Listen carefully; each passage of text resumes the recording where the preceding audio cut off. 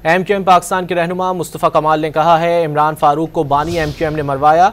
News conference करते हुए कहा कि इमरान फारूक को कत्ल करके बानी को सालगिरह का तोहफा दिया गया। चैलेंज किया कि बानी MQM बरतानिया में केस खुलवाएं, हर तरह का ताउन करने को तैयार हैं। इमरान फारूक को अल्ताफ हुसैन ने मारा है, मरवाया है, नशे में धुत। यहां किसी को फोन किया कि तुम्हारे कायद को परेशान करता है, उन्होंने प्लान कर लिया और प्लान करके जाकर इमरान फारूक को मार दिया। सारी डिटेल है हमारे पास।